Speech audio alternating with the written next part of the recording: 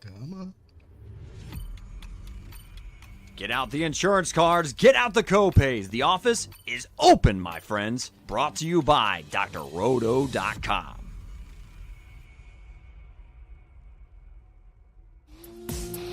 Yo, everybody, it's your ride. So let's get to it. Bring the bang! What's up, everybody? It's Heat Override, and I'm ready to bring the pain for you and Dr. Rhoda this week. I am not alone. I got Mike's Money Picks. I got Dan from the Fight Club of Pain. And this is how we're going to do the NFL Draft. What's up, guys? How you doing? Mike, might as well go first. Yeah, happy to be here. You know, it's draft week, one of my favorite weeks on the sports calendar. Got a lot of guys to talk about, got a lot of interesting things going on. I'm super stoked to be here with you guys. That's awesome. Dan. Oh, man, I love draft week, man. I love draft week. And this is the most fun week in the NFL season, I think. It's so much fun because there's so much hope for a lot of teams. A lot of teams will talk about. Mike, you just let us know that you're a Panthers fan. So we already know that you're in that rebuild, like you just said.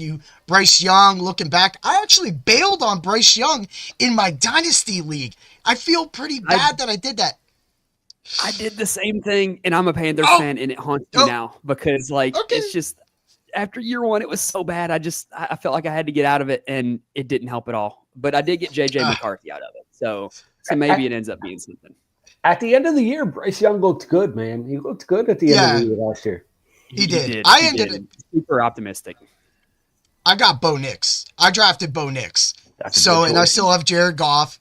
So, and then of course I was that guy that's had Cooper Rush on his bench for the last 3 years. It's worked out well for me. Yeah, right. I mean, people are like, "Hey, he sucks." Yeah, I know it sucks. Great, but hey, you know what? He could trade start for him. He could start for the Steelers anytime he wants. He might need to start for the Steelers because right now you guys are going to be looking for a Christmas present from your boy Rudolph. We have Mason Rudolph. Yeah, he's back. We've seen how that ends. Yeah, very good. It's so sad. And you guys went for him. You guys drafted him. That was supposed to be the heir apparent to Roethlisberger. And then that all happened. I think we could all agree that Mike Tomlin is not good at choosing quarterbacks. Yeah.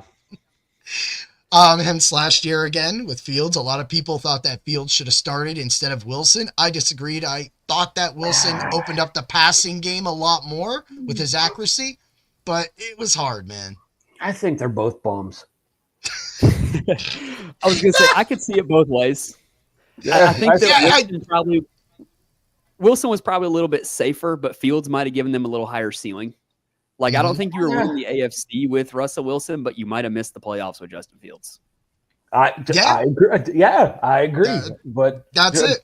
I mean, when you have a quarterback that can't throw but can run, and another quarterback that can't see over the lineman to throw over the middle, what are you going to do?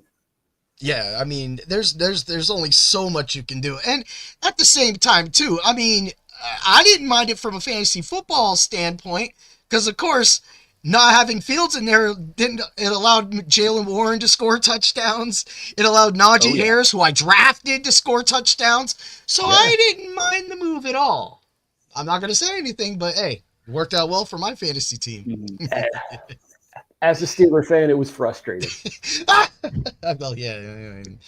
It's get your times at the Rams. The Rams have had their times. They've had their bad quarterbacks. They've had Mark Bulger. You know, he's so great. And then he gets hurt. And then backups crap. So, we've all been there and done it. And that's why I think sometimes fans, no matter when you get a Mahomes, when you get a Josh Allen, when you get a Jalen Hurts, when you get one of those types of quarterbacks, Kenny Pickett? Just hold on to it. Would you get a Kenny Pickett? Kenny Pickett, man. You guys should just trade for him back because that's just that's the irony of the NFL. It's the whole reason why we're even dealing with half this stuff going on. But hey, that's the fun part of it. So do you guys have any draft day things you do, rituals, food? Is there something you get up and you wear the socks from last year? Do you not wash those socks? Dan, we'll start with you, and then Mike, you're going to follow up. Man, I work every Thursday, so I get home from work and I eat dinner and then I put on the draft. That's it. That's every year. That's probably like 85% of America, except for the other 15% that take the day off. Mike? Mm-hmm. So I have a weird one. So when I was in college, it just randomly happened this way. I started going to get Japanese takeout the night of the draft. Oh, like okay. I did it.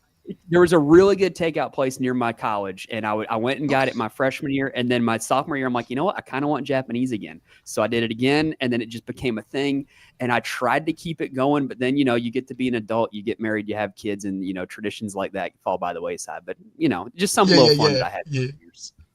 Yeah, it is. And you're right about that, because it's like, man, you get home and then you're tired and the kids are like, oh, Dad's home, blah, blah, blah. And you're like, hey, great. And then you turn around and then you look and you're like, I don't want to drive. I don't want to get it delivered, because now delivery be like an extra $15 because I'll be always throwing 10, 15 on top and they get the delivery fee. So now a couple bowls of rice and some young guy or whatever you want to call it, and some meatballs is now a $70 date. And you're like, man, right? Why would I? It's so crazy. For me, it's just like any wrestling pay-per-view. We get the 3-tier crock pot going. We put all sorts of foods in it, everything like that. I mean, we don't know what we're going to plan yet to do, but I do know that there was an eviction at work, and the guy or the person had a bunch of chicken in his freezer, chicken wings. So I know that I need to thaw all those chicken wings, because now I need to make all that chicken on the draft day. So, hey. Very convenient timing there. That worked out. It worked out. The wife was like, we need some carrots.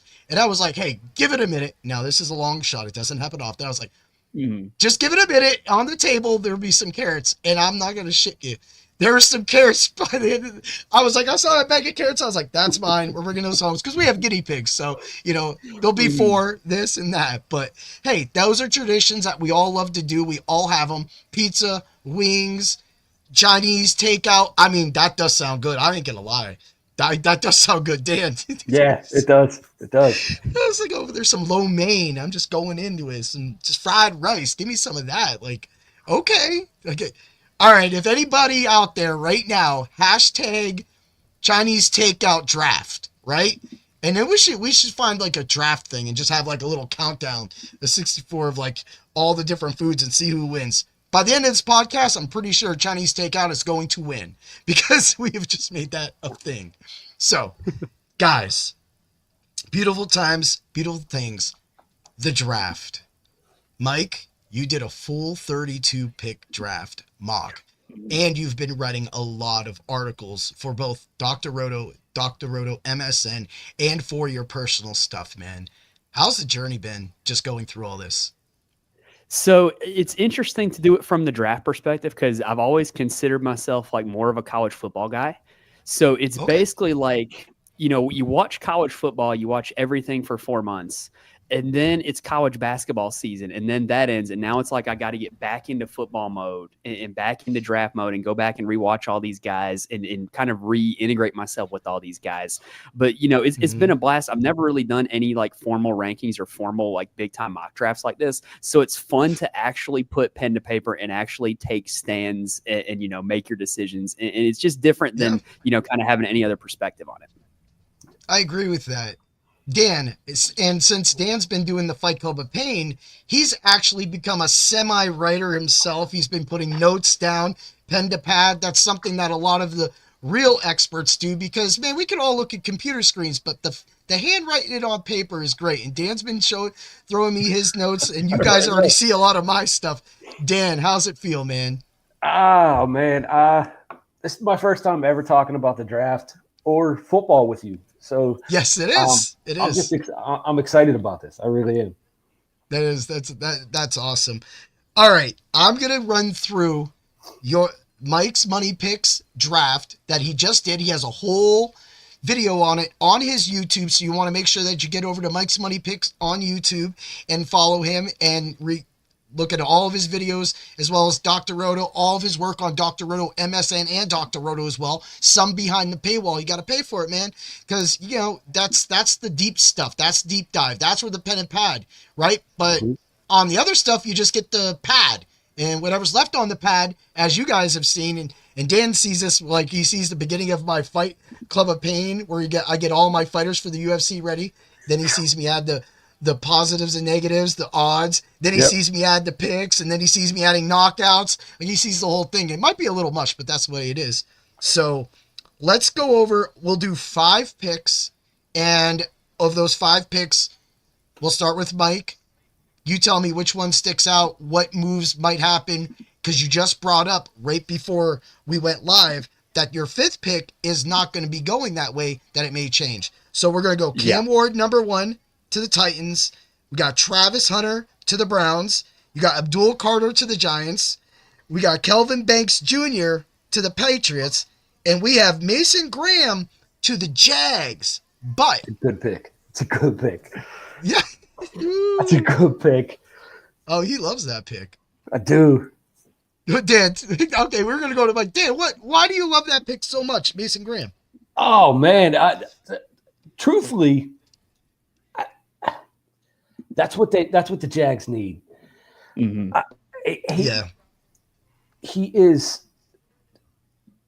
He would be that guy just in the middle to secure everything up. They got Fuseo Lukun. Mm-hmm. Yeah. So, I mean, that's exactly what I think that's a huge pick. That is a pick. Did you see that? I don't think you were on. Did you hear what Mike said prior to that, who the 5th pick is now going? No. Mike, let him know. So this is where it gets interesting. Literally, like right before we came on, the odds on DraftKings shifted for the 5th overall pick, and the betting favorite to be the 5th overall pick right now is Ashton Jeanty. The running back. Yes, which would be quite a departure, because I don't think that if Jacksonville is there, I don't think Jacksonville takes a running back. They already have ETN. They already have big speed. Yeah. They don't need a running back. They have other needs. So to me, that inclines me to believe that people think there's going to be a trade, and somebody's going to be trading up to 5 to take Jeanty. Oh, I like that. Dan, what do you think about that? You think that's happening? I hope it does. That'd be a big surprise. Who needs a running back right now? Who do you think would trade up for it?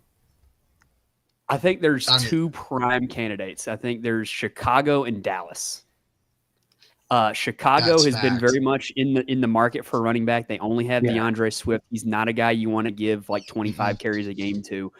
So I really think it's likely they leave the draft with a running back. I didn't necessarily think it would be Jeanty, but they'd only have to move up 5 spots. And then you got Dallas, who loves to make a splash in the draft more than Jerry Jones, right? And what would make a bigger splash than trading up for Jeanty? Like, to me, those 2 make the most sense for a potential trade. But yeah. Mike, do you think Jeanty is better than Hampton? I do. I think Ashton Jeanty is probably, I think there's a clear top 3 running backs in the last 8 years in the draft. It's Saquon Barkley, it's Bijan Robinson, and it's Ashton Jeanty. I think that's your top 3. Like, he's in that category. Okay. He is that good. He is the real deal, and somebody's going to be getting a future Pro Bowler in drafting him. Yeah. I like it. I like that too. I mean, it makes total sense. Dallas does make sense as well too, because they're close. They're right there. I mean, and if they can move up, they have other pieces they can move. And and what I think it was right on this one. You had the Jets taking. So you have the Jets taking Tyler Warren, but I do.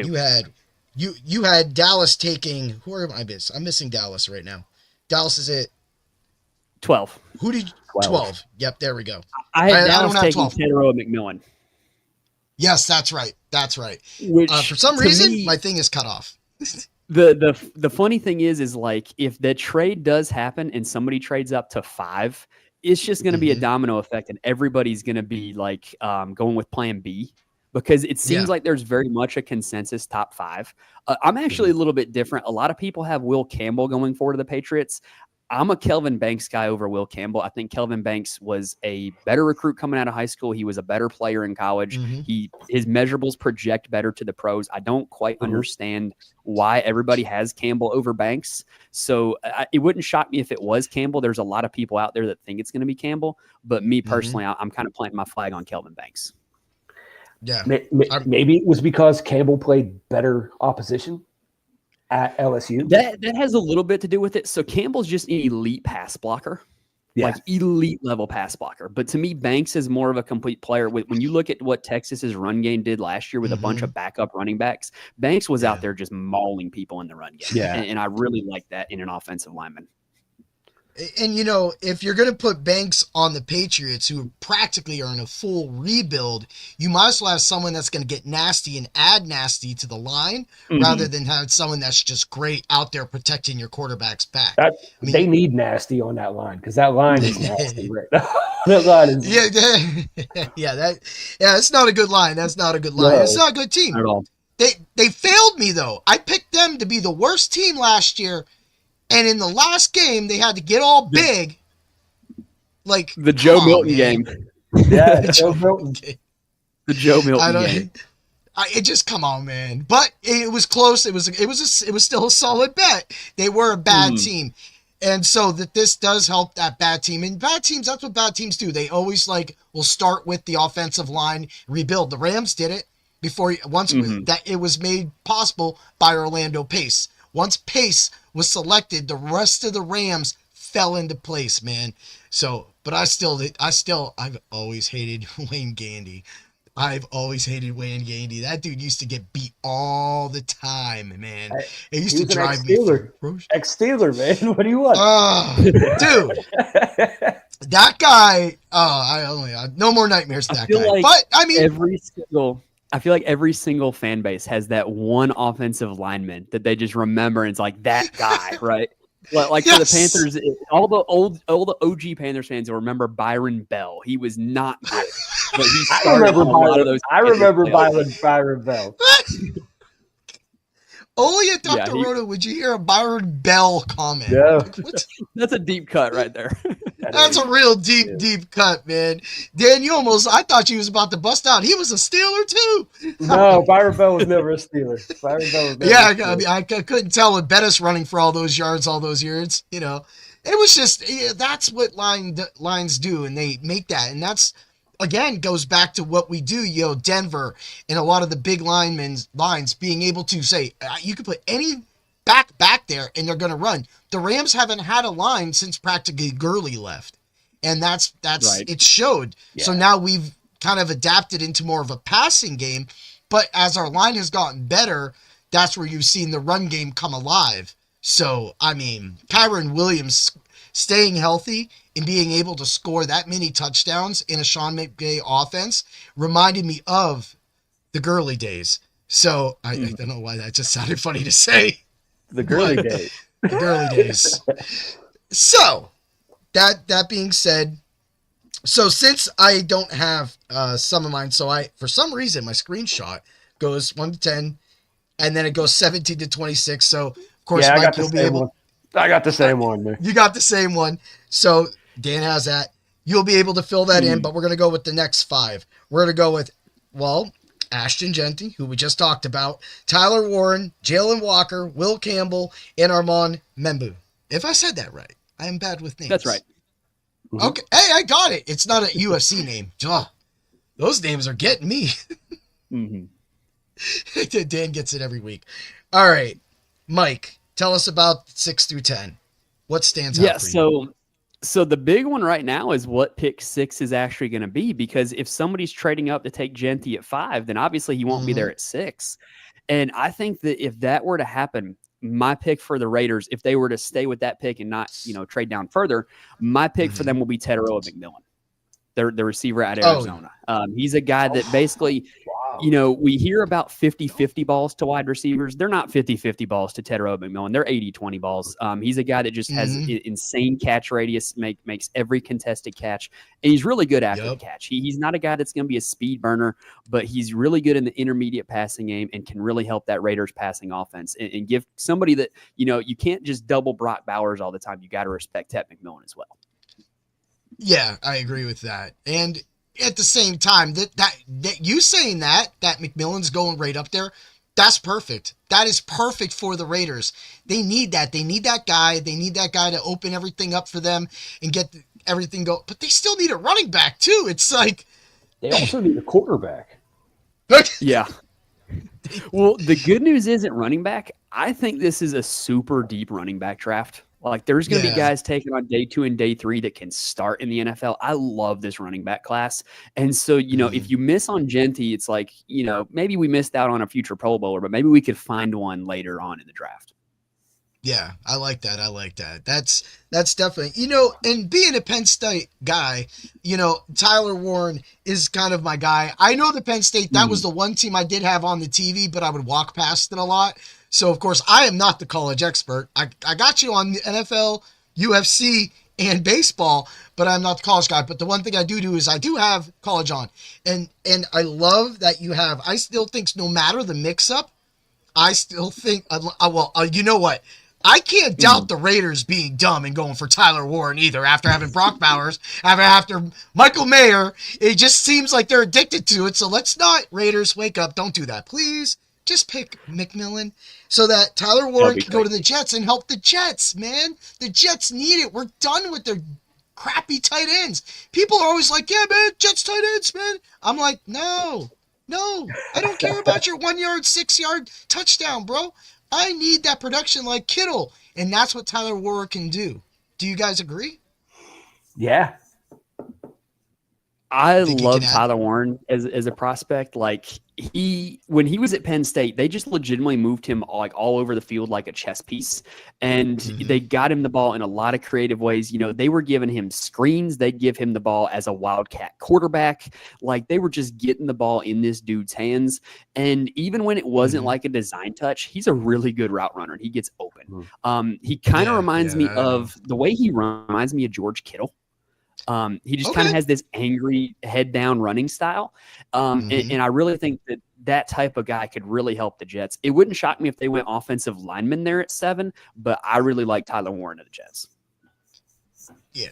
I mean, I got to agree with that too. When you add in, now it would be crazy to put McMillan on the Jets because, with Wilson and getting everything going, and you got Hall out the backfield, but I mean, that would still do it. But at this point, you can get receivers. They have receivers. So solidify the tight end, solidify his blocking, his intensity, and then now you're taking somebody near the line out into the open that those linebackers are going to have to look at first before they're looking for Breece Hall.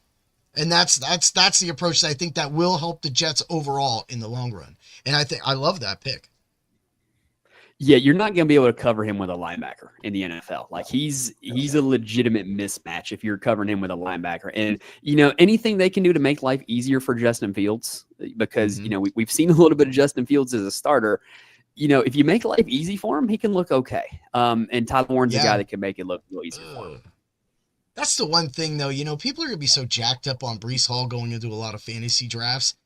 And just like we had brought up earlier with Najee Harris, and Fields there, that's going to be your touchdowns. And it already felt that way with Hall, because it felt like they didn't want to get him the ball. Even with Rodgers there last year, it didn't feel like it was like at the beginning of the year, it was like great. And then it was just like a slow decline going down, but it was still productive with the catches. For me, now you add Fields to that, you might take away those touchdowns. And if you take away 1, 2, or 3 touchdowns, that's going to lower you out the first round for me. You got to go second round now, because now you're just in like Chris Godwin zone, right?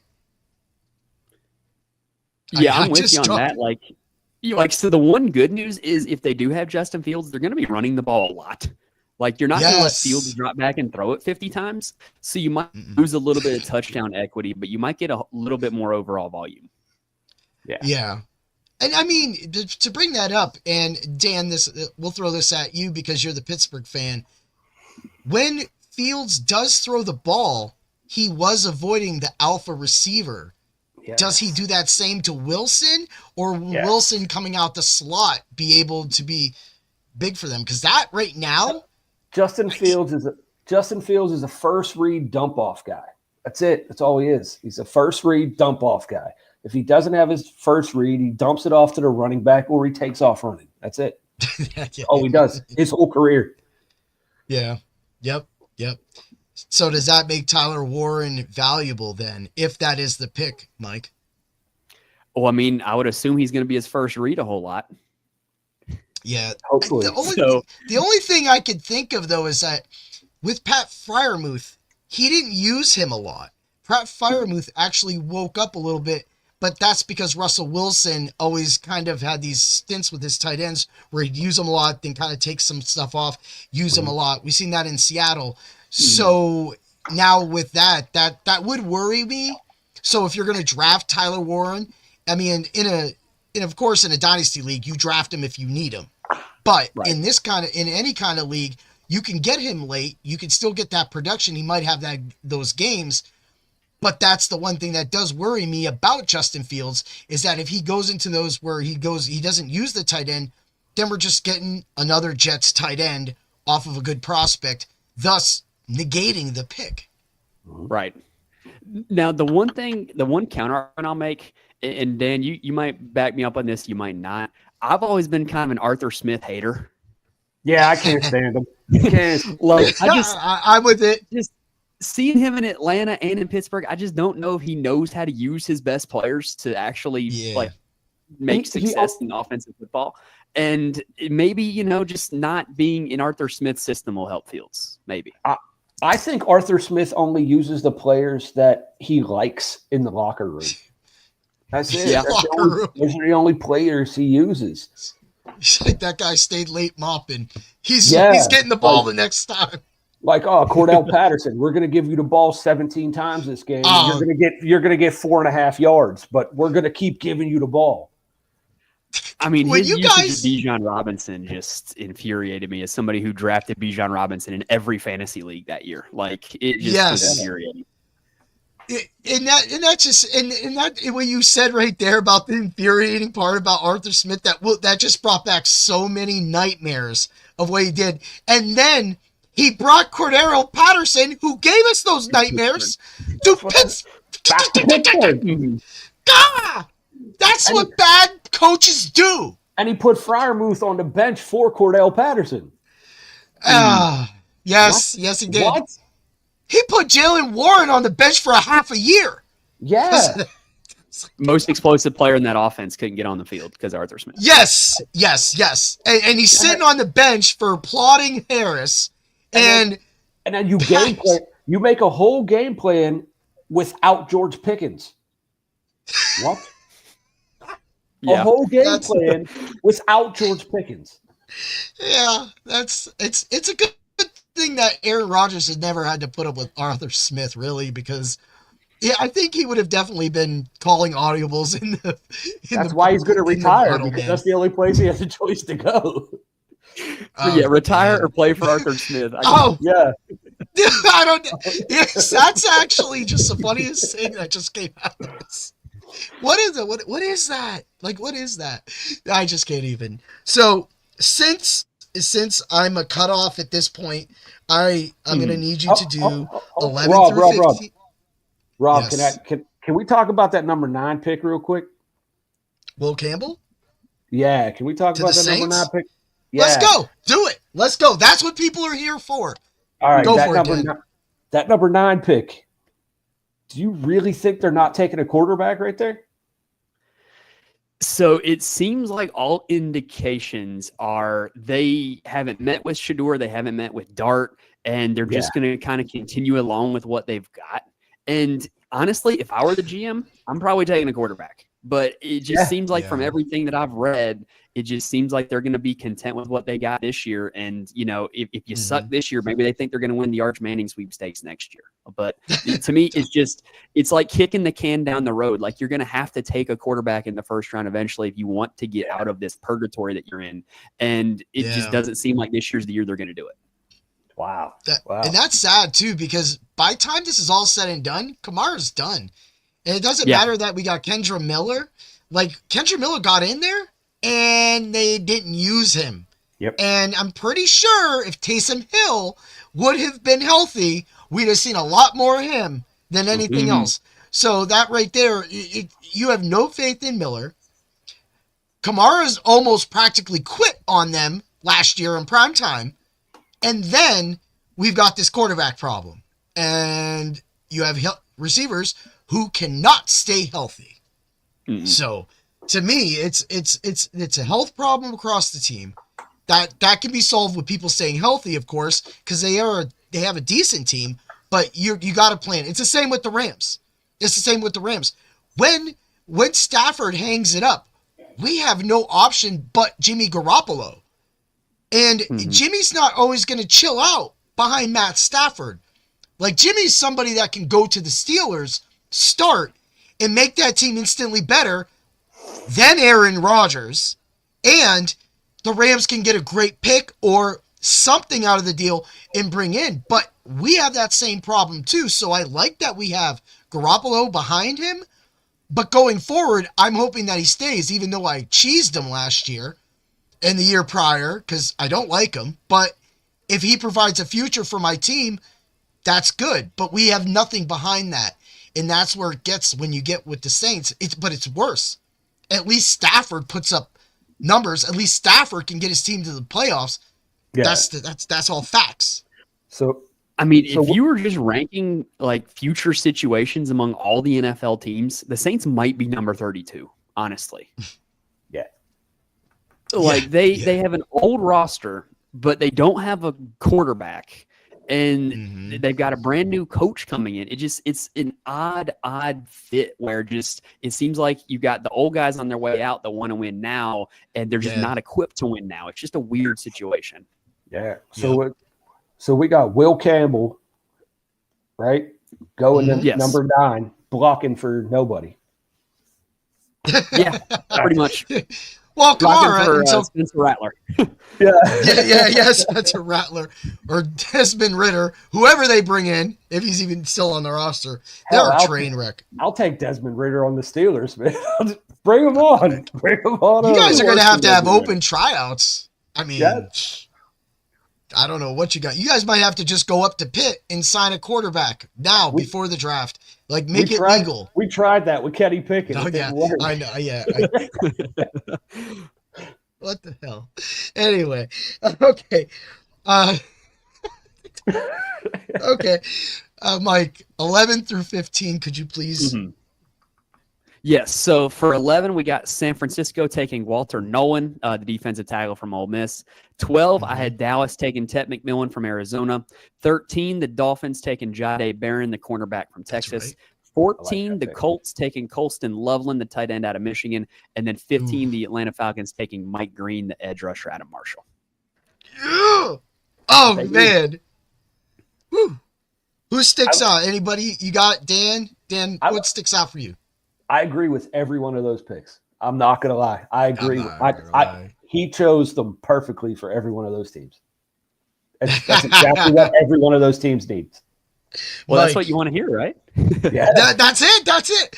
And it's funny because like we're gonna hear it's gonna be right there, and like we were talking through messages, Mike, and you're like, sometimes these teams just fall into place, and I'm like, yeah, they're just like, well, they're telling us that we have to pick this guy, so we have to pick this guy because he has to come here, and it really is. But for this is reality. This is reality because as you were talking throughout your broadcast when you gave out these picks, you changed.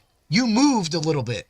And that right there changed all the other picks, of course, and it allowed you to come to where you're at right now.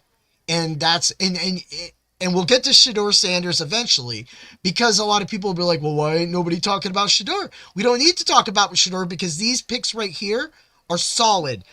as part of the IDP part, we're going to talk about Mike Green a little bit, but I love Mike Green to Atlanta. He instantly adds defense when they've had really none.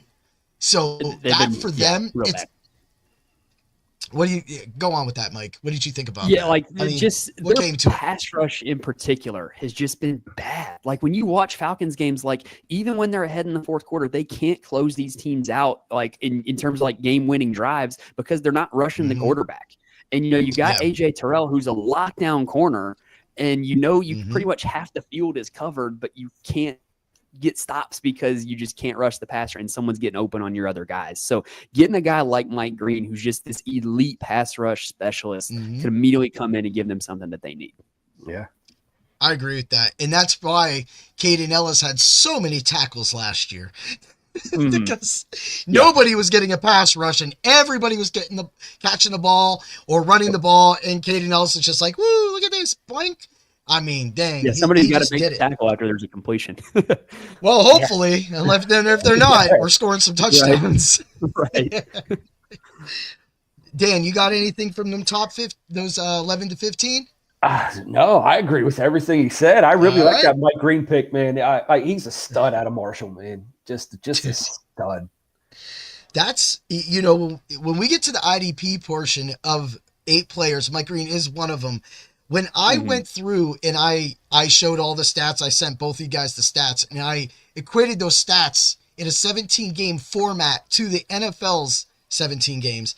And what they did in their senior years was just crazy. It outscored Zaire Franklin. It's like, oh.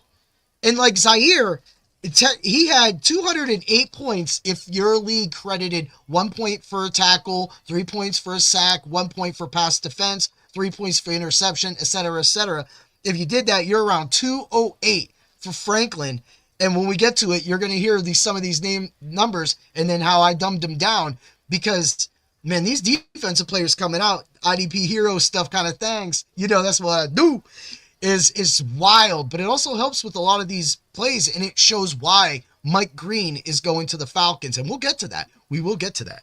All right, guys, let's move it along. Because I have your 20 to 25. Can you give me 16 to 20? Yeah, so 16, Arizona Cardinals taking Will Johnson, the corner from Michigan. 17, I got the Bengals taking Mykel Williams, the defensive end / outside linebacker out of Georgia. 18, the Seahawks taking Shamar Stewart, defensive end out of Texas A&M. 19, I got Tampa taking Jihad Campbell, linebacker out of Alabama. And then 20, Amarian Hampton out of North Carolina going to the Denver Broncos. Yes. What do you think about that, Dan? I hope the Bengals don't take Williams because as a Steeler fan, I do not want to see him twice a year. With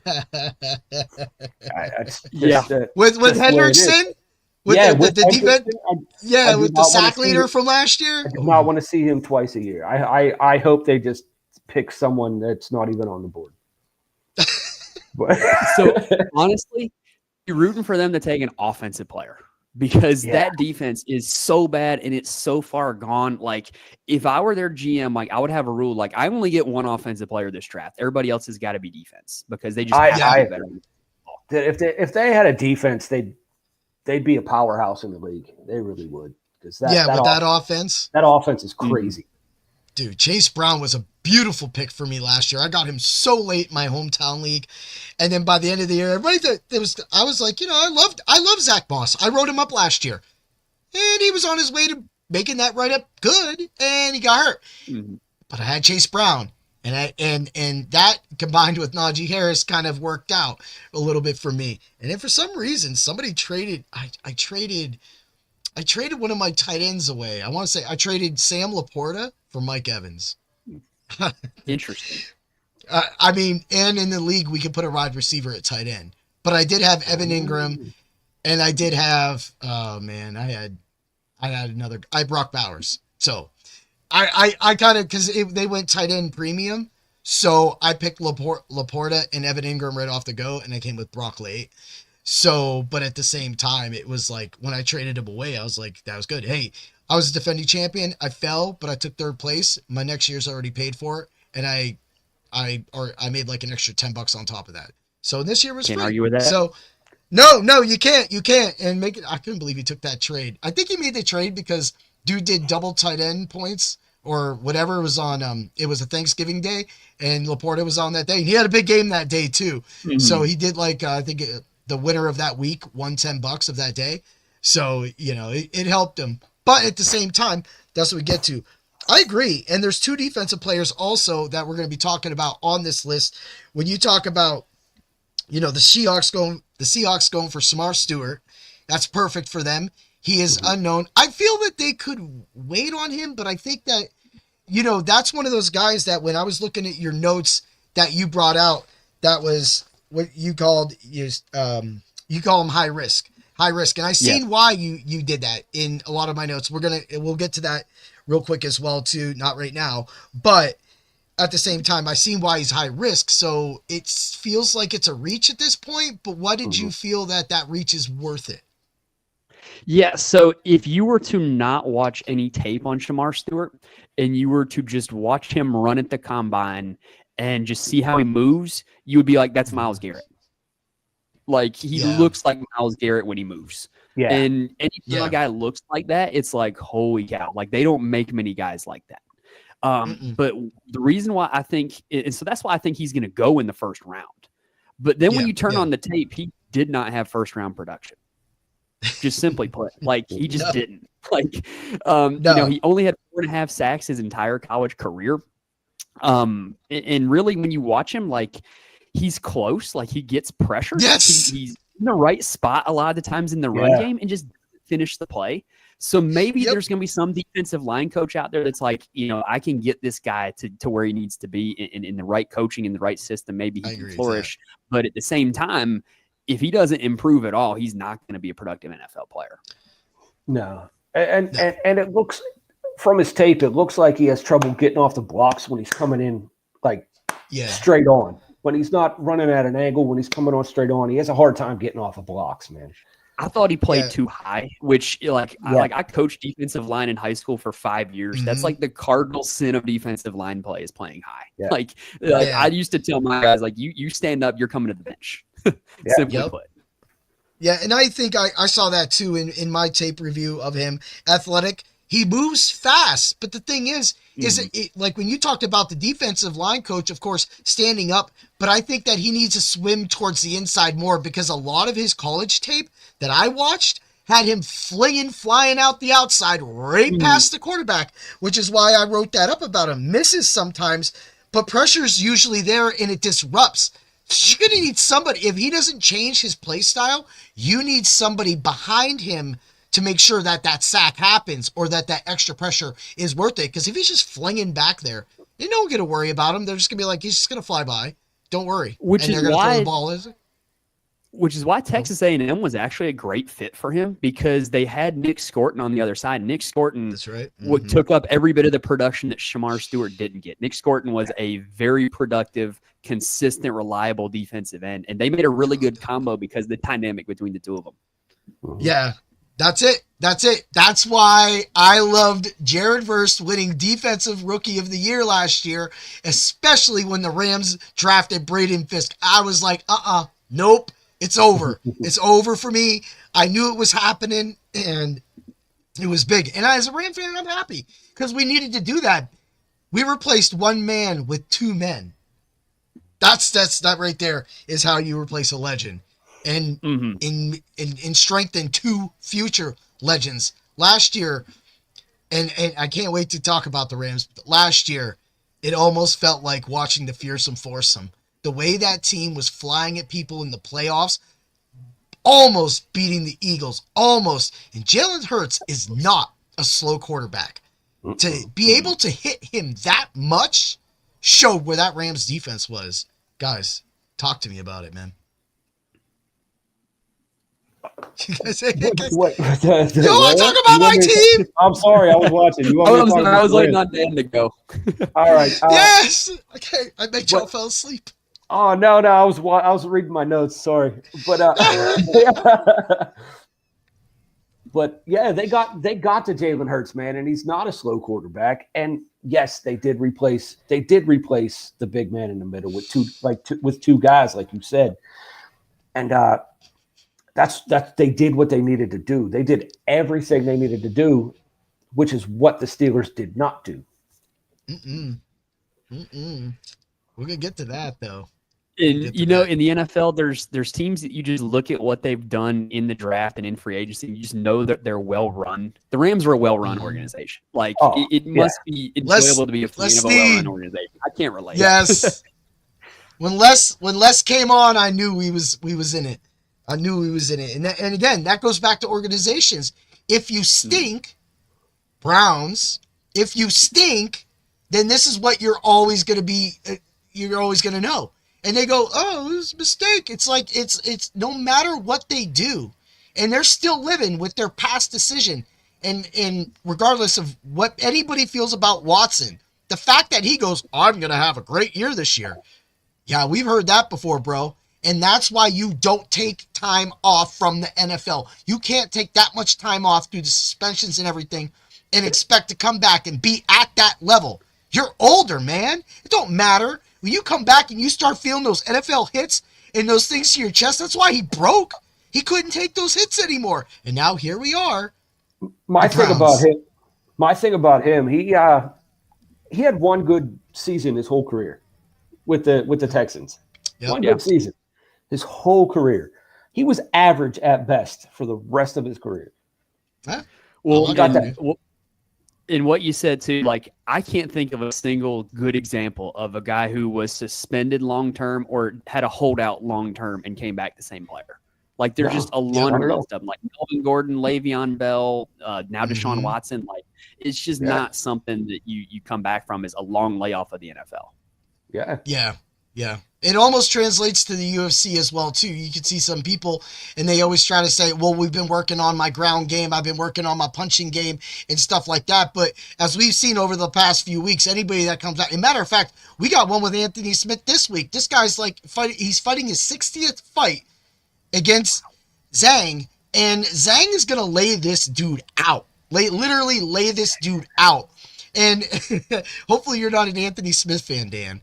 But no, he's overrated. This dude is so old and he's fighting someone so young.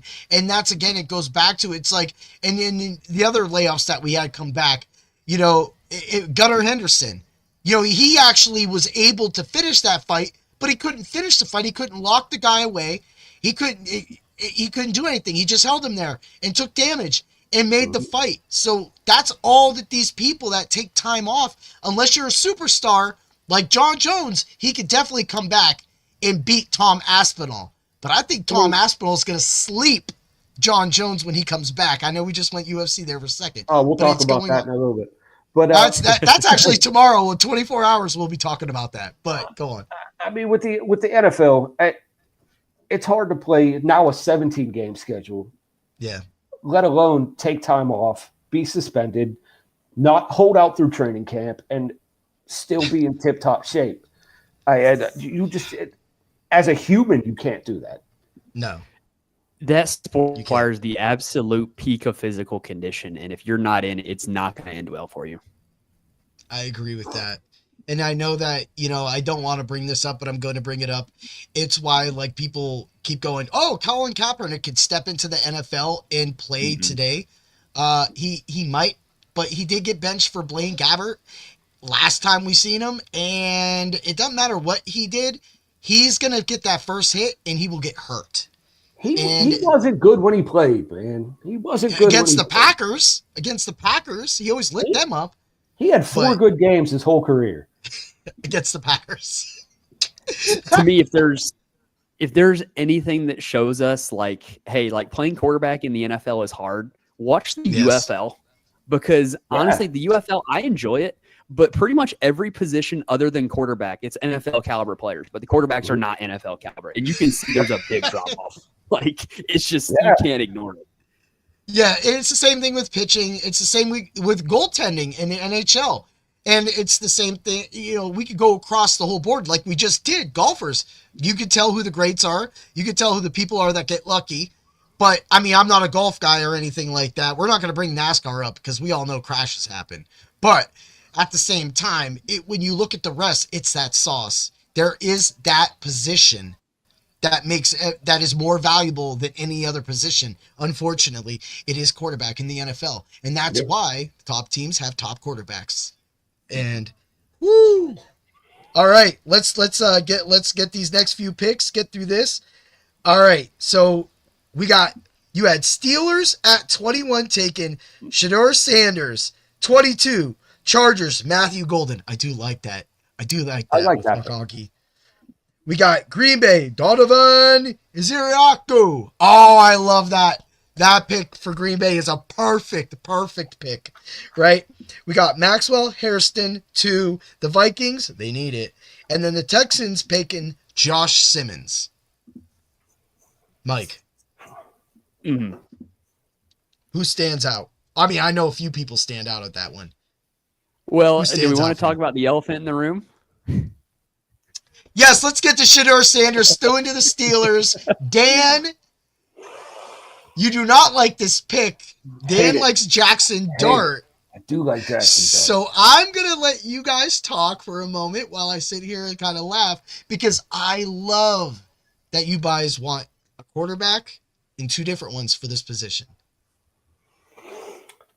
Would you like to start? So I'll talk about Shedeur. So to me, I just think it's more likely than not that the Steelers have Shedeur Sanders as the second-ranked quarterback on their board.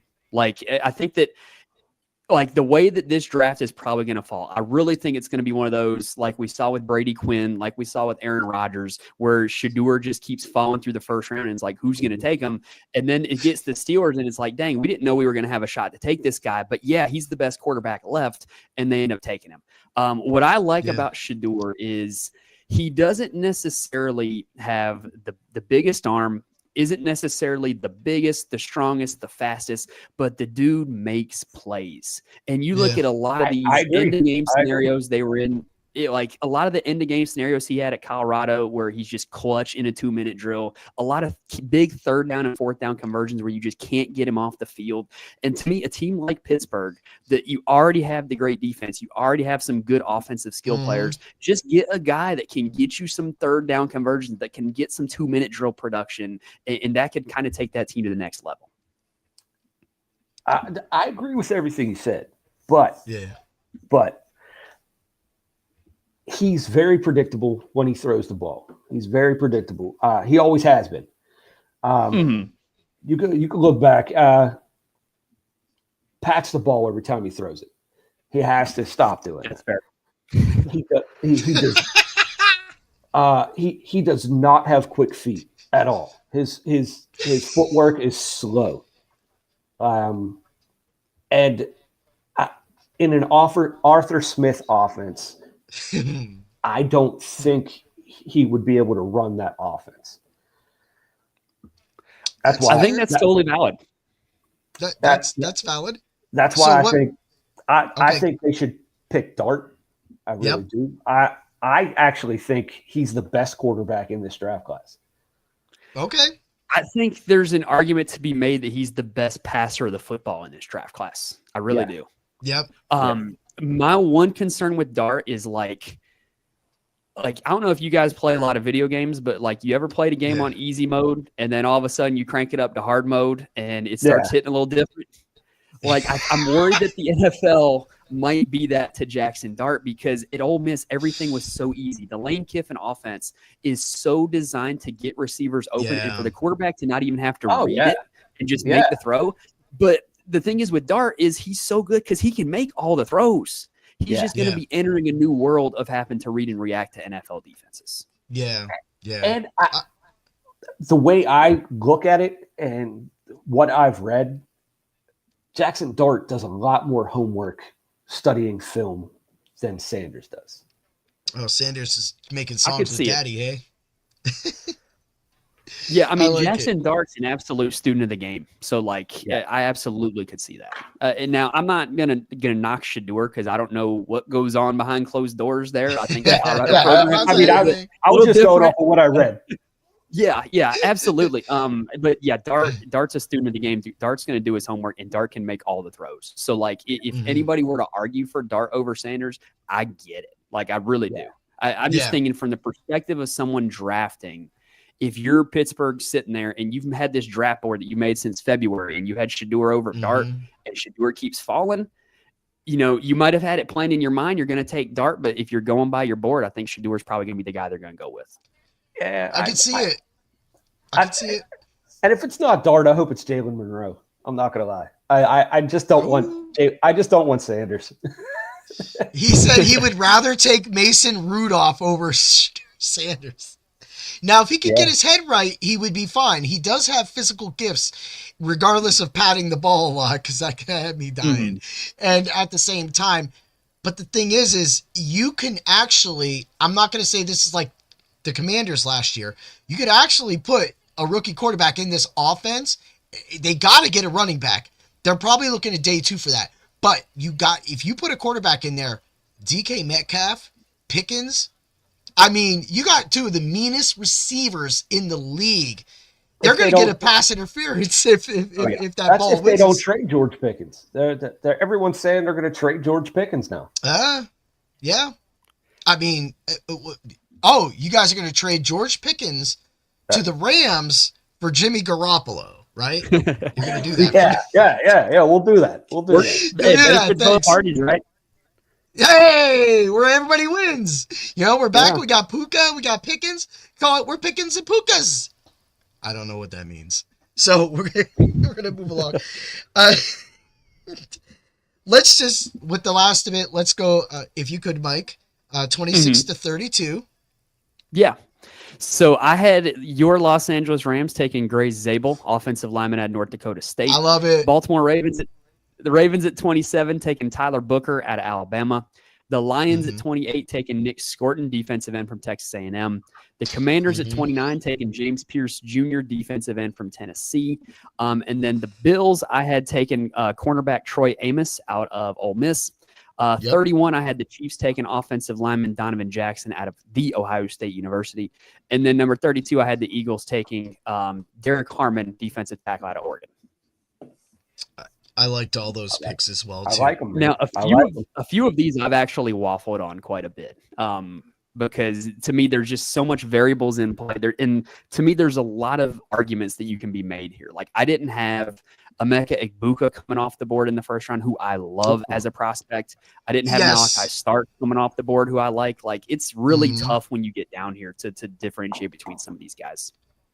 It is. And this is one of those things where you've seen like Minnesota quite a few years ago where they traded back into the 32nd pick. And I think it was Bridgewater. Right? Yeah, it was Bridgewater.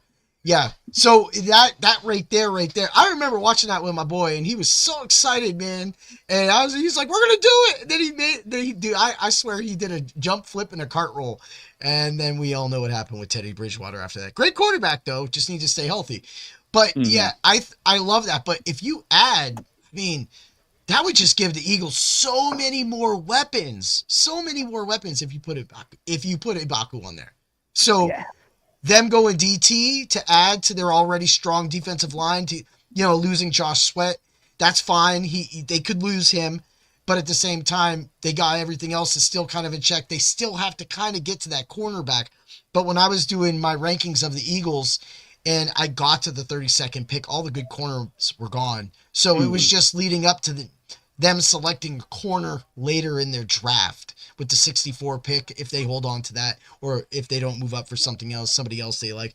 I had the whole list in front of me. I'm not going to go looking for it right now, but at the same time, that's an option for them. But I like this pick. I like everything you did right here and ending that. Is there anything that sticks out for you guys? You want to talk about your Rams a little bit? I will talk about my Rams. Gray Zabel was a guy that popped up a lot for teams taking an offensive line or tackle when I was doing my articles. And so when I got to the Rams, I did kind of exerg them a little bit. And I was like, all right, well, they're going to go tackle. But being a Rams fan, I wanted a linebacker. So when I was doing the article, I talked about if like Jihad Campbell, which he's not going to be, if he was there, because I feel that the Rams, I know that the offensive line, we lost Jonah Jackson to the Bears. I think that's right. And at the same time, we need to replace that, which is Zabel does it. Perfect. Great fit. But I hate our linebackers. I don't care about Rosenboom. All right. He stinks. Our secondary stinks. All right. They did play up. They played up, right? They did well. And they're learning, right? But they still need some season. But they didn't have any help in the middle of the field. All of our linebackers sucked, right? And I'm talking about main linebackers. When I'm talking Rosenboom, and I'm talking about, everybody else in that backfield right now. Our defensive line held that down, but that's because we had to blitz. So going for someone like James Pierce Jr., we don't need that. We need a great linebacker. We need somebody who's going to be a game stopper in the middle. They did not address that in free agency, which pissed me off. And the draft is the only chance that they can do that now, because everybody's gone. It's just our guys, and we need it. So to go offensive tackle, great, because we're an offensive line. But when you get to the playoffs, you have to do two things, as we all know: play defense, run the ball. We can run the ball. Zabel, we can run the ball. But at the same time, can we beat a team with sorry-ass linebackers? Sorry. Like, that's how it is. So I can actually give you some slightly good news then. Now, this is all speculation, but there's rumors that Jihad Campbell's injury is worse than people had previously thought, and that he might fall to the bottom of the first round or even into the second round. And if that happens, that would be a dream of a scenario for the Rams if you could stay put where you're at and take Jihad Campbell, because I think Jihad Campbell is going to be a star. I really do. Yeah, I agree with that, and we're going to get to that real quick when we get to the defensive guys right now, because yeah, dude, I agree with that right there. I think that would be, if that could happen, that would be the best move for the Rams, because that's what we need. We had that with Will Witherspoon years ago when Will Witherspoon was with the Rams, and you could bring up James Laurinaitis too. They held that linebacking crew down. You can go back to London Fletcher. They held that. You can go back to Brian Urlacher. Held that. Go back to every best linebacking core, or even crappy linebacking core. It's why, and I know you'll love this, it's why Sam Mills is outside of the Panther Stadium. It's because he was a star with Ricky Jackson in New Orleans, and when he went to the Panthers, he was still a star without him. He was a star. He was the true star. He added that. So that for me is what defines defense in the NFL, having that Mike linebacker or a Mike safety, but a Mike linebacker be able to control the middle. And that's why the Rams got to pick a linebacker. If they don't get the chance, the next two picks, they got to pick one or two. We don't have a lot of people in our backfield. Mike, did you say anything about Jack Sawyer from Ohio State, the linebacker? Did you say anybody was picking it? So I don't have him in my first round. I do like him though. My one worry with Sawyer, I kind of lowered him a little bit as I went more and more through the process, because like when I first did my rankings, is like, oh, this guy, all he did was make plays at Ohio State, right? But then you kind of watch a little bit more, you kind of read a little bit more, you look at the physicals, you look at the measurables, and he's really good because he plays really hard.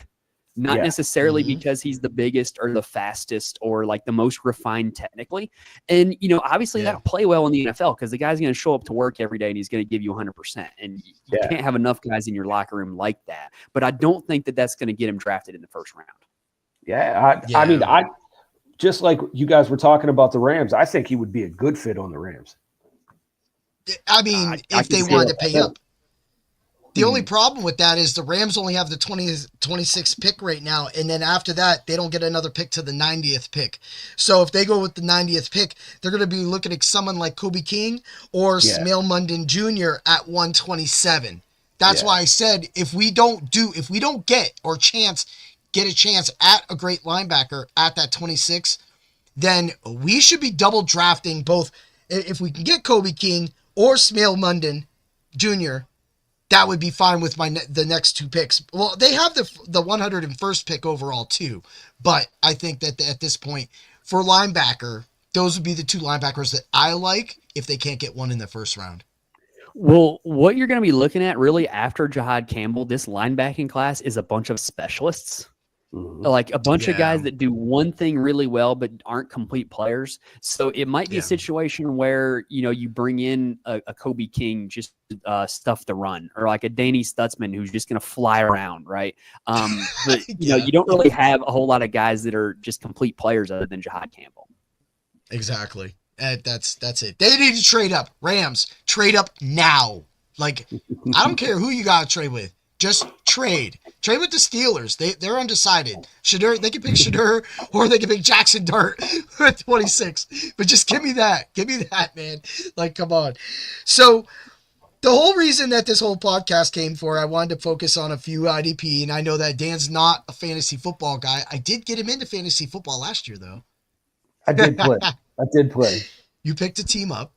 So the 8 people we were going to cover is Abdul Carter, Jalen Walker, Jihad Campbell, Shamar Stewart, Donovan Iziraku, James Pierce Jr., Mike Green, and Nick Imanwari. Did I say that right? Mm-hmm. Imanwari. Yeah.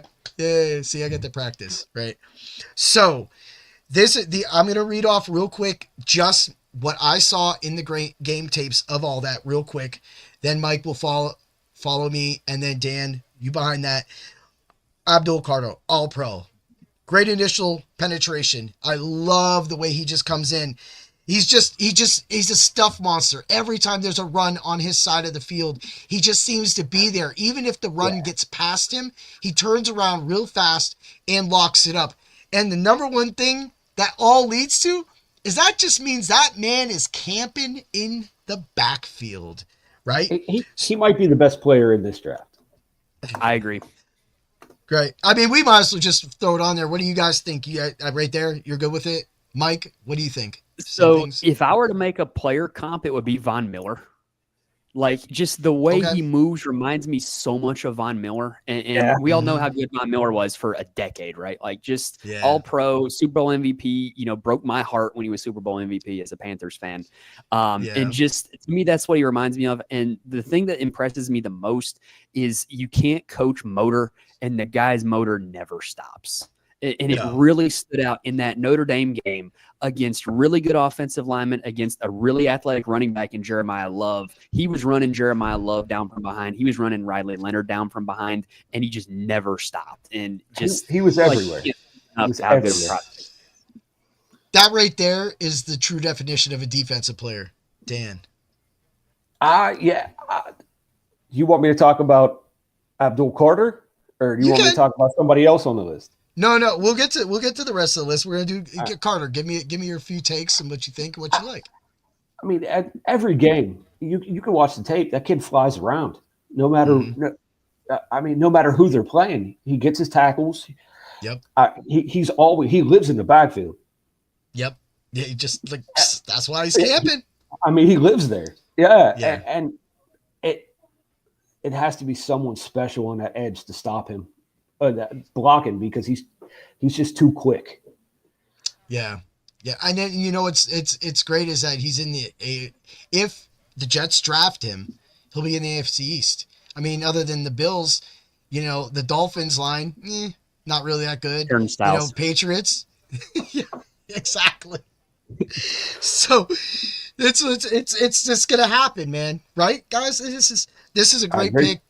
This is I wish that the Rams would trade up for him, but we don't need him. We need a linebacker. We need Campbell. So that will go along to a linebacker. Jalen Walker, pursuit. Again, I love the stuffs. That's huge for me. I like the way he fights through blockers as well too. And his speed is really good. He spies well. I love when he spies the cornerback or the running back. That was one thing that I really picked out for him.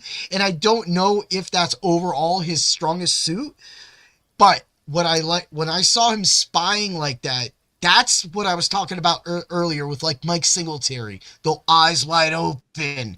You have to be a spy. Mike, what did I hit that? Is that what you see too? Yeah, and so I would add to that, he's got a lot of position versatility. You think about guys that have come into the league in like probably the last decade or so that can really rush the passer, stuff the run, and drop in pass coverage. It's like Anthony Barr, Micah Parsons, Jalen Walker. And I'm sure there's probably one I'm forgetting off the top of my head, but like that's who he reminds me of. Is he can genuinely do all three phases of the position. And that's why I think he would be a home run pick for Carolina, because they need help in the run and against the pass, and he can help in both of those. Yeah. Oh, dude, I agree with that. That's your pick right there. That's your dude. That's your guy. And again, it goes back. We brought it up, Sam Mills. So we're going to be doing some voodoo stuff right now. We're going to be making sure that the Carolina Panthers get Jalen Walker, so nobody else take him, because the Panthers need him. We need another statue out there, people. Is there a team with a better legacy of linebackers than the Panthers between Steelers, Sam Mills? I was going to say the Steelers. Man. I was going to say the Steelers. I mean, you go back to the. Yes, it does. Because I mean, the Panthers have done. What the Panthers have done in 30 years, though, they went from Sam Mills to John Beeson to Luke Kuechly, and now hopefully Jalen Walker. That's like a generational run. So let's just hope that's what happens. Yeah, but look at the Steelers outside. We went from you got a ton of names there that Kevin Green and Greg Lloyd to hey, don't be messing with my boy Green to Debo, and now we got what's his face? TJ Watt. TJ Watt. Yeah. What's more in? It just goes on and on. Yeah, it's crazy. You go back. I mean, you guys did take. It broke my heart when I saw Kevin Green become a Steeler. It broke my heart even more to see Jerome Bettis become a Steeler. But you guys benefited from both of those guys, and that's what again goes back to when your team sucks. Your best players leave, and they go to other teams, and they play for Super Bowls. You could say Carolina had Kevin Green too, because he played a couple of years ago. Yeah. Yes, we're like the Kevin Green alum right here. Rest in soul, my brother. That hair is still golden, my brother. Love that man. When I used to play Tecmo Super Bowl, I used to call him Kevin Eat My Spleen, It's Green. I used to go crazy. Chris Berman was just always funny, so me and my guy would always just make up these names. Like it was always Ricky Know Your Prole for me. Yeah. Hey, we'll catch that. Sorry, Tampa Bay. It's all right. Let's move along. Jihad Campbell. Great run stopper. Hands to make interceptions. I love his spacing. His spacing is what leads to those interceptions, which means he can do it all. Man, he just causes melee, and he's a tackle monster. Yeah. Mm-hmm. Mike, hit me up with Jihad.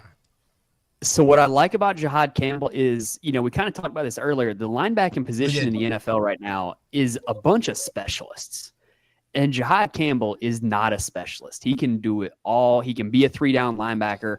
And what really impresses me the most is he doesn't necessarily have the quickest reaction time, but you can sometimes see him once he diagnoses a play. It's a missile to the ball, and he is a tackling machine when he gets there. Very rarely misses tackles.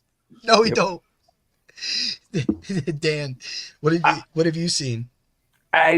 He's the best middle linebacker to come out of college in the last 5 years. No, yeah. Well, I'm trying to think if there's one better, and I don't have one off the top of my head. Yeah, last 5 years.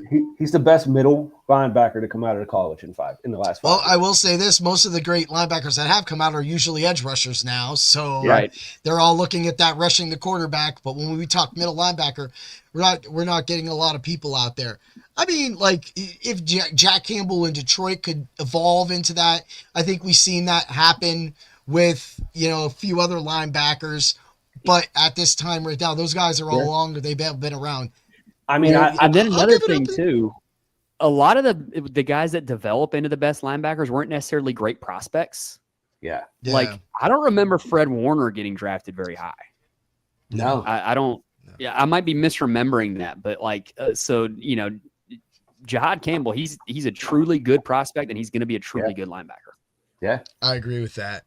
let's move along to Shamar Stewart. I got athletic, moves fast. We already talked about this. Misses sometimes, pressures, usually disrupts, man. We can reiterate real quick. Guys, what do you think, man? Speak up. Whoever wants it.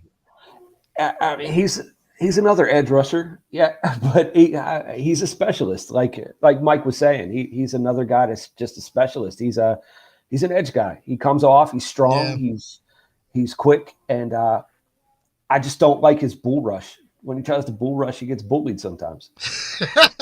Yeah, like 100%. Yeah. So like that's it. If you turn on the tape of the Texas A&M game, and there was a lot of times where it was Kelvin Banks going up against Shamar Stewart, he didn't win a whole lot.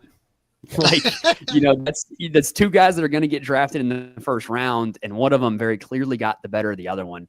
But if he goes to a team, and I'm not somebody who has every team's coaching staff memorized. I don't even have my own team's coaching staff memorized. Right. But if he gets a good defensive line coach and a good defensive coordinator that's going to get him coached up and understand how to use him, he could be a great pro because the athleticism is there, the talent is there. He's just got to refine some of the finer techniques of playing defensive end. Yeah. Yeah, I agree with that. All right, let's move along. Donovan Iziraku, right? So what I saw, penetrates easily. It almost looks like his patience leads to that easy penetration because I think that everybody's like, hey, look, he's not. Oh, there he goes, right?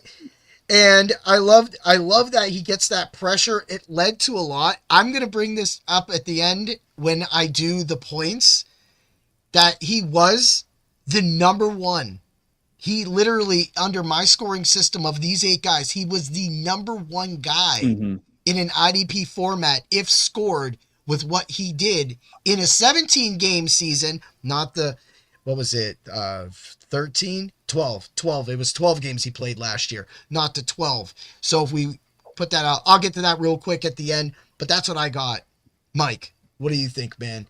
Is this dude going to change the NFL? I like Iziraku a lot. He's a guy that I warmed on more and more. Like the more I started watching, the more I started actually ranking guys. But like my first exposure to him was literally watching the Florida State game that was on Labor Day this year. It was Boston College against Florida State in prime time. And I'm like, who is that? Because he just dominated that game from a defensive end position. And there's not a whole lot of guys that can do that. And, you can make fun of Florida State all you want, but they have some NFL caliber players on that roster. Oh, yeah. He dominated. And Iziraku always showed up when he was up against top competition in the ACC. So, don't just look to discredit him just because he's at Boston College or, his team wasn't any good. Like, nah, like this guy is the real deal. And he played well against top competition.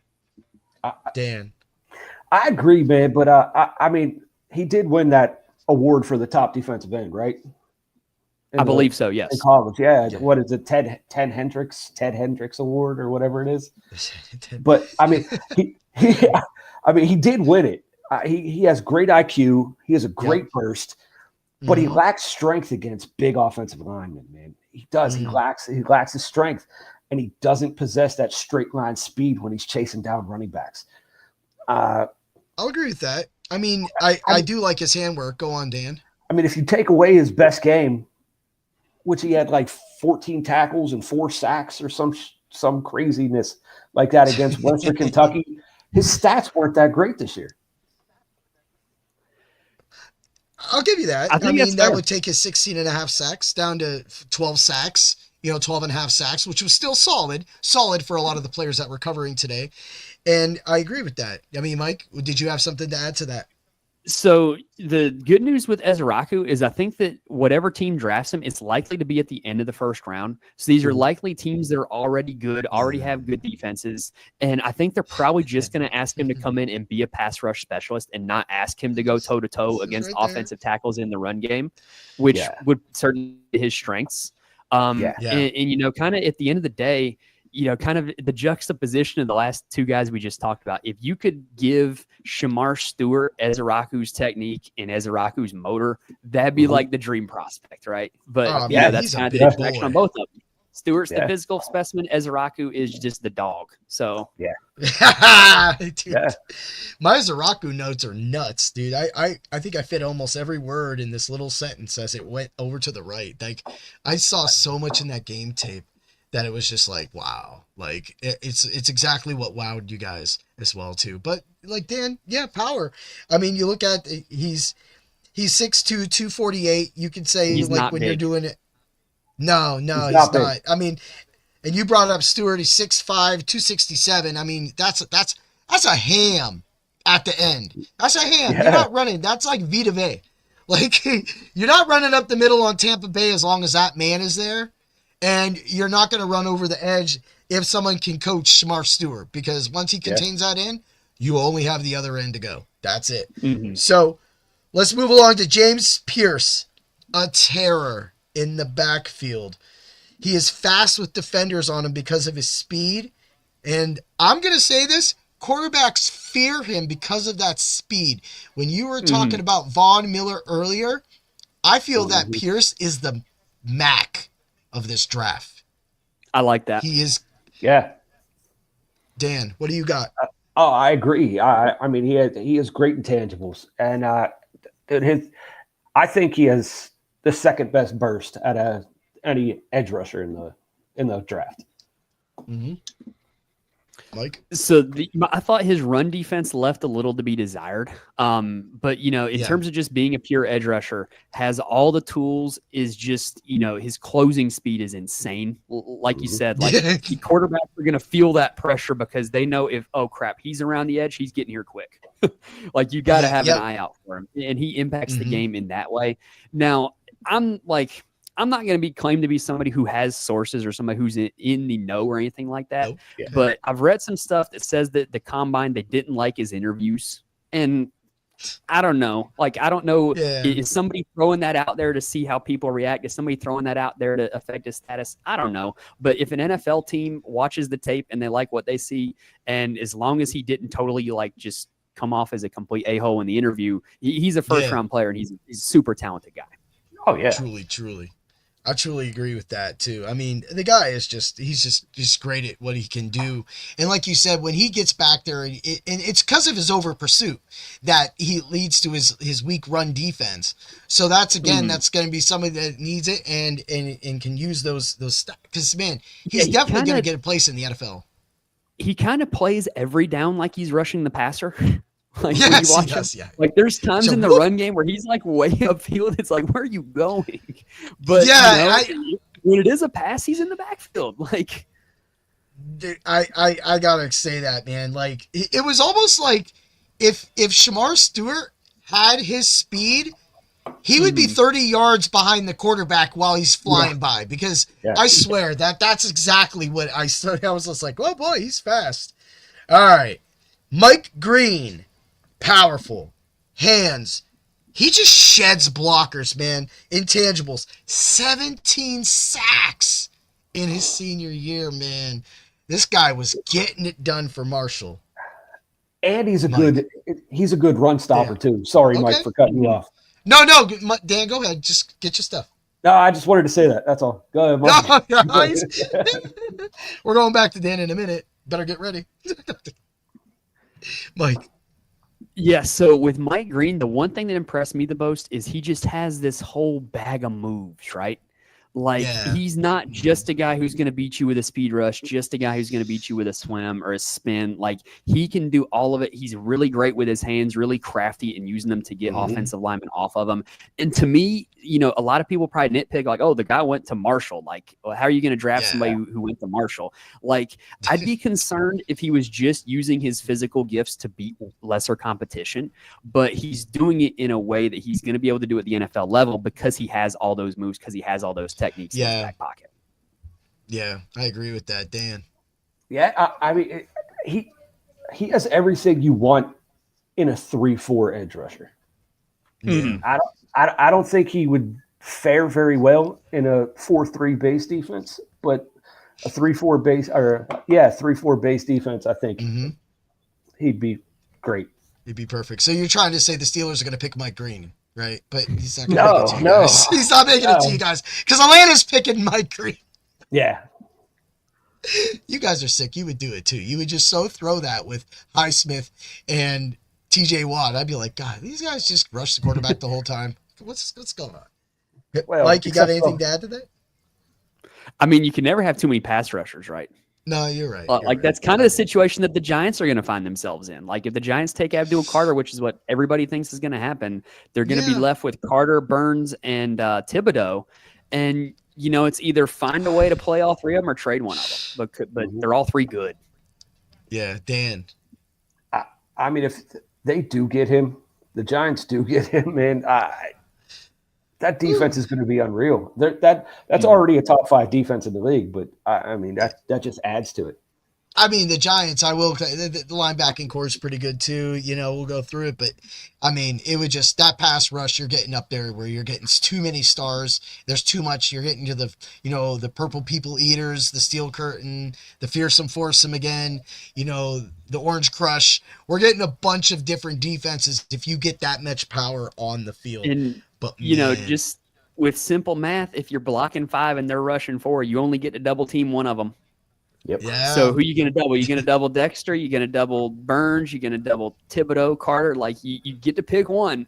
The others are going to get one-on-ones. So yeah, it's going to be Burns getting that double because of the year he had last year. So and just because of the years he had with Carolina, I know that hurts. I can't believe you guys got rid of him. I just was like, okay, but you guys did it. I thought we could have gotten more from that trade, but in a rebuild, you kind of got to do things like that. And they could have taken advantage of him. I mean, goes back to the Saquon Barkley. Hey, Daniel Jones, Danny No Dimes, come over here. We're going to give you a lot of money. Buy Saquon. Oops. Right? All right. The worst part of all that is that it was broadcast on Hard Knocks for the world to see. And just like that's the worst part. Like everybody knows your incompetence and everybody knows how it turned out. All right, the Giants may be worse. I'm surprised they kept their job. When I wrote the write-up for them last year, I was like, apparently they're just going to keep them both, but they shouldn't. So, the ball. So we'll fly along. Truly one of the best safeties I love in this draft. It's Nick Emanwori, right? Did I get that? I got that right. Yeah, Emanwori, yeah. I love it. Yeah. High motors. He's always in the right place. Not afraid to stuff. I seen him in the backfield plenty of times trying to stuff the run. He did miss a few times, got it back. But what really, really, really got me is that his 4 interceptions, 2 return for touchdowns. That is luck sometimes practically. But the fact that he was able to play defense, make the play, and return it shows that he has a high intensity in that game to go back on that, a mind to push forward. But at 6'3", man, I mean, 220. Who wants to be hit by this man? If this man, this is where I want the Rams to pick. Like, if we don't get a linebacker, he can be our linebacker. You want to talk about different positions? Bring him in because we need him. Put him at linebacker, man, because, dude, they need a tackler like him, which we couldn't tackle outside behind the top 4 last year. Mike, what do you think about this man? He's so beautiful. So my player comp for Emanwori is going to be Jeremy Chin, formerly of the Carolina Panthers, now of the Washington Commanders. Just this big prototype athletic safety that just flies all over the field, is great in the run game. Now, he's really athletic. He's also a little bit raw in covers. There's times where he can get caught in the wrong spot. But, hey, if he's in the wrong spot, he's going to be going there full speed. That's one thing you can guarantee about Emanwori. And sometimes I'd rather have that as a coach than somebody that's going to be jogging or just is not very athletic, right? But, if he ends up in the right system, he's a guy that can put up fantasy points out the wazoo because he's going to be making tackles, get interceptions, and just flying all over the field. And, like you mentioned, he can come in and be kind of that sub linebacker on 3rd down where, if it's a passing down, he can come in and pretty much play a linebacker spot and drop into coverage. That's something I think he could do for one of these contending teams. Oh yeah, like almost like a fake dime, but truly a nickel because he can play up and like that. I said a fake dime. Dan, I mean, I love the points Mike made, but he also has a nose for the football. He always knows where that football's at. He's always going to go full speed towards it, and whether it's in the air or someone has it running. I mean, so he's the next Ed Reed. He's the next Troy Polamalu, right? No, I don't think he's that good, but you never know. You never know. But yeah, I think he has the ability to be a ball hawk. I do. Yeah, I like that. Mike, you got anything for that? You agree with that? Yeah, I mean, you hit the nail on the head. The one thing that's interesting, though, I think there's a really wide range of outcomes of where he gets drafted. Like, for a defensive player, you're going to be asked to play a whole lot different role if you go at the end of the first round versus the top of the second round because the team that's going to be picking you. I almost think he would be a better fit on one of these established teams where he can come in and is around other competent NFL players as opposed to one of those bad teams where he's going to be trying to do everything. Right. So I'll throw this in right now, and this goes off of somebody from ESPN named with the last K. He thinks that Abdul Carter goes to the Giants, Walker to the Panthers. I don't know why he's got Campbell going to the Eagles, but he's got Stewart going to the Packers. He's got the Niners taking Pierce. He's got the Commanders taking Iziraku, which I don't mind that. Mike Green, Falcons. He agreed with you on that. And he's got the Bucks I haven't looked at his updated, but he's got the Bucks taking Imanwari at 19. Or not 19, but the Bucks taking him in the second. So we're all right there. I mean, if he would go to the Bucks, that would help the Bucks as well too. Yeah. So I could love that pick. So you said Jihad Campbell is to the Eagles, right? Yeah. I don't understand. So I think I understand the reasoning. He's what he's assuming is that this injury news that's coming out is going to spook people off of him. And the Eagles are a team that's just going to take the best player available because they don't have a whole lot of needs, which must be a really nice situation to be in. And so, if they're taking the best player available and Jihad Campbell's at 32, he's the best player available. Yeah. I was like, okay, why is he going that low? I mean, maybe a trade up happens. I doubt that they're going to trade. You're the Super Bowl winner, right? What are you going to trade? You need people are going to fall to you. So when I did the 17 game off of only off of the senior years, I'll run through everybody's career. So this includes when they were only playing 9 games, barely playing. So Carter was a 7.33 per game in college under the scoring system I had talked about earlier. He was an 8.5 in his senior. Not much of a move. Jalen Walker, 3.55 for his entire college career. However, 6.75 in his senior year. 6.96 for Campbell, 11.92 in his senior year. Stewart had a 2.88, 3.9 in his senior year. Iziraku, 7.9 average, 13.13 in his senior year. We got Pierce at a 4.63, which was a 6.19 in his senior. 7.16 for Mike Green overall, 12.92 in his senior. Imanwari was 7.86 overall, 9 even for his senior. So Iziraku ranked in a 17-game season, this will make sense in a second, 223.21 points. Green, 219.64. Campbell, 202.64. And then this is where it goes crazy. So those 3 guys, those 3 seasons, those senior seasons were special because Imanwari had 153. We got Carter with 144.5, Walker 114.75, Pierce 105.23, and Stewart at 64.43. When you do the NFL comparison, you're looking at from 1 to 8, starting at Iziraku, down to Stewart, 178, 174, 160, 143, 134, 87, 91, 56 in an IDP league.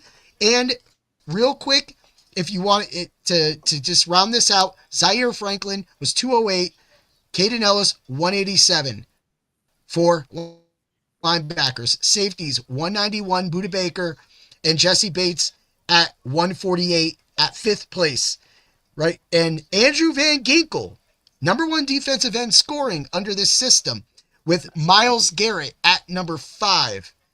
Yeah, isn't that crazy? But Van Ginkel killed it last year. So when you go Jared Verse at 114, an average of 7.1.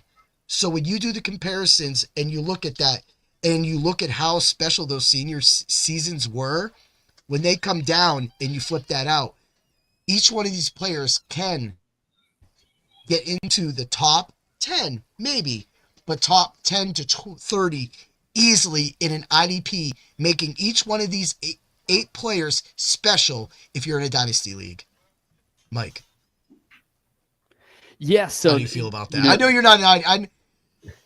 So I'm not the expert on scoring, but I am a math guy, right? Like I teach high school math, so I know a little something about how numbers work. But like to me, the numbers on thank you. We need teachers like you. Oh, no problem. I love what I do because it allows me to coach as well. So, but basically, there you go. Yeah, those top three, that's staggering. That drop from Ezeraku, Green, and Campbell down to that next little tier, and it's because they're sack artists, right? Like that's how you're generating all those points from Ezeraku and Green. Campbell's doing a little bit of everything, but like we talked about, there's just so many ways he can put up fantasy points for you. But to me, Ezeraku and Green, if they go to systems where they're going to come in and start, where they're going to come in and have opportunities to rush the passer, that's your ticket right there. Because if they get to rush the passer a lot, they're going to put up a lot of sacks and give you a lot of fantasy points. That's it. That's your rookie of the year. So like right now, are those three, you take those bets because those three, especially if like Mike Green can go to Atlanta like Jared Verse and Fisk did with the Rams, they can go in there and be a day one starter. I think that's where people lost last year with Dallas Turner, is that they thought that he was the number one guy, right? But he didn't get the playing time. And of course, me being a Rams fan knows that because of what we just talked about earlier, Donald leaving, the Rams brought two people in, mostly Verse brought him in, and to replace that. So when you look at that and you look at some rookie defensive players of the year, for me, it's those. I mean, I'm not going to say Carter going to the Jets can't win defensive player of the year, but he's going to be number one. He's going to be number one. So, I mean, other than Will Anderson was number one 2 years ago, and he won defensive player of the year. But when Verse did it last year, he was a plus 1,000, and he was like fourth or fifth on the list. So he was behind everybody. So for that right there, with those stats coming in, if those players can go to the perfect system, and I know it doesn't have to be perfect, they need to be able to play. And Mike Green in Atlanta, he goes there, he's going to play. So immediately he would be one of my locks, which I don't have that up right now because I couldn't even find the bet because of FanDuel or DraftKings. I mean, maybe I missed it. But at the same time, what do you think, Mike? Yeah, I would assume that they would get those rookie of the year bets up after the draft. It seems like they'd probably be taking on a lot of risk and a lot of liability to offer them before the draft when you don't know landing spots. Like it seems like it'd be kind of foolish to bet on it before we know landing spots. But yeah, like, I mean, some places have it, but I agree. It's all about opportunity, though. Like if these guys get the opportunity to produce, the ones that we talked about, except maybe Shamar Stewart, they're going to produce. And it's just whether or not they go to a spot that they're going to be afforded that opportunity. Yeah, that's it. Dan? I agree. I'm not a big fantasy guy, so Dan is in an IDP league though. He's learning, but he's picking Steelers. No, I didn't pick. I did not have one Steeler in my league. Well, by the time you got a hold of the team, the draft already happened, and my wife already had all the picked Steeler players. So I got rid of the two Steelers I had. These teams. So yeah, and I just wanted to bring that out because again, I talk about these other players. I brought the top 5 positions. I have them all written down because I wanted to show how good these players did in that system overall. And then if they can get to that level or have that level, that would put them in the top 5 of their position. And that's worth taking a draft pick on in any dynasty redraft league. If you want to wait in late, a lot of people go early and they select people that have names. That's why Budda Baker goes first all the time. He's just lucky that he was able to get up to number 1 this year, but the man's getting slower year. I'm not going to take anything from his system and the way he plays. But my guy last year at safety was Nick Cross. He was number 2. So for me, I didn't have to, I waited till the last round to get Nick Cross because nobody cares. Nobody knows about Nick Cross. I mean, that's why I do the IDP. But at the same time, when you see someone like at 3rd, Brian Branch, and then 4th, Kevin Byard, Like everybody doesn't think about Kevin Byard. It's almost like he's like Budda Baker. Those are the guys that you can wait on and helps you build your offense, get your running back handcuffed, wide receiver handcuffed, because that was a problem last year.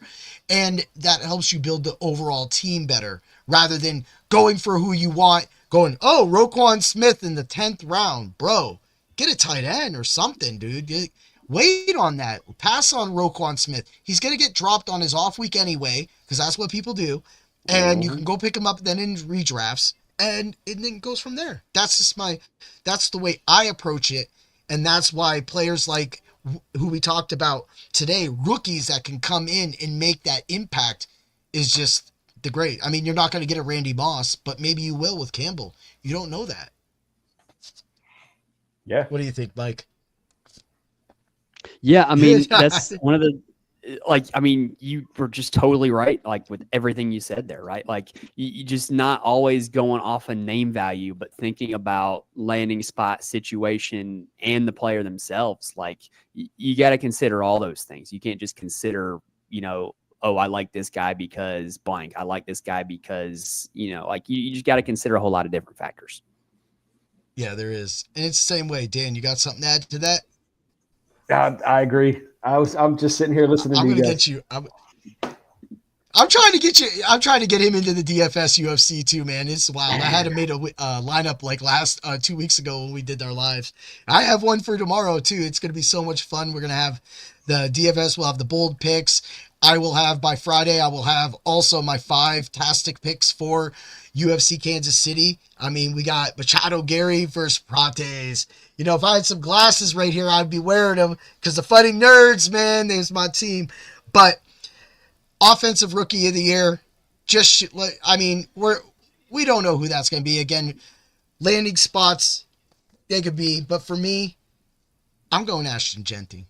I'm going Ashton. If you can get that bet in right now, get Ashton Genty. Yeah.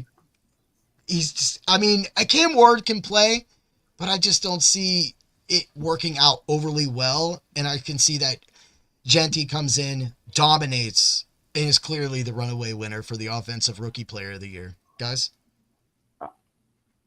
I agree. Yeah. Genty's so good, man. He's just so good. Like if you had any doubts on him, go turn on the Penn State game in the Fiesta Bowl where Boise State's offensive line was just getting obliterated. And Genty's just breaking tackle after tackle after tackle. Yeah. Manages to get to 100 yards in that game. And I believe 81 of it was after contact. Just insane how the dude just churns out tackles. Yeah, that's running back university, man. Boise State. That system is built for running backs, man. Is it because of the system, or is he that good? I think he's that good. Yeah, he stood out. He did. I mean, like we were talking earlier with Green, you have so much technique that when you don't have to teach it, now you just have to teach how to perfect it. It's just like martial arts. I learned the end part of my 5th kata today because eventually I'll be testing for my brown belt later this year. And it just took to me. Of course, I messed up a couple times, but then I came back and I get it but if I didn't have the prior technique, the prior base that I had going into the 5th kata, I wouldn't be able to do this. So it's the way it goes. All right, guys, I love this show. I hope everybody goes to Dr. Roto, uses code word DOC and joins today. You got to get the subs only Discord. We have free bets in there. Well, if you're part of the system, you're going to see the bets. You're going to see the DFS lineups. We got Fantasy Cloud in there all day, every day, all day long, putting bets in. And it's just wild. It's a hell of a time that we get to have. And then we get the tomorrow's show. We get the Fight Club of Pain presenting UFC Fight Night, Kansas City. So we'll be doing 4 fighters. We'll talk about the other fights as well too, and giving out those picks. The show has been a fun show, and it's just great to see how far that I've come, because Dan already been watching the UFC, the Fight Club of Pain, have already been into it. Being a fighter has allowed me to actually take on this UFC product and to make it profitable and to make it fun, because that's what it's about. It's great that I picked up a new sport. I mean, because baseball is kind of boring, but UFC is hella fun. Yeah. Right. So, Mike, go ahead, plug your channels, plug your X, plug anything that you got that we haven't talked about. Yeah, so we got the full mock draft out on YouTube. It's Mike's Money Picks is the name of the channel. We're closing in on 1,000 subscribers, so any little help helps, because 1,000's a big milestone for us. But yeah, going forward the rest of the summer, it's going to be, we're talking golf on there every week, and then before you know it, it's going to be best ball season in the NFL. It's going to be best ball season in college football, and then before you know it, the regular season is going to be back, and we're going to be having content pretty much on a daily basis once the regular season's back. But if you like best ball, or if you want to learn about best ball, check out Mike's Money Picks, because I'm going to be doing some live drafts and having a ton of content over the spring and summer. Oh, that's going to be fun, man. Dan, have you made an X yet? No, I have not met. I have no social media at the moment, man. I work so much that the only time I get away is doing this with you, man. I love it. And I thank you for that. And I also thank you, Mike, coming on to the show today to do this. We have so many fun things happening at, Mike's Money Picks, and then at Dr. Roto, and then the Dr. Roto MSN, just having all those little fun things, best second baseman ever, all those wrestling write-ups, the WrestleMania themes that I got to do leading up to it. It was just so much fun. That's what I love being part of. I love being part of sports entertainment. I love the fantasy world. Everybody's good. Meeting people like you, Mike, coming in, reposting your post, and then you coming on, bring the pain. Again, thank you. Dan being a big part of the Fight Club of Pain, breaking down a lot of the fighters' taking over the fighter part of that, even though I'm able to weigh in on that, and allowing me to focus in on the numbers so that we can make this thing. So that's what we do. That's what we love to do. People, follow these guys, follow us, and get to it, man. Guys, give a good guy. Guys, right? Thank you, guys. Have a great day, everybody. And always remember to bring the pain. Ooh, yeah.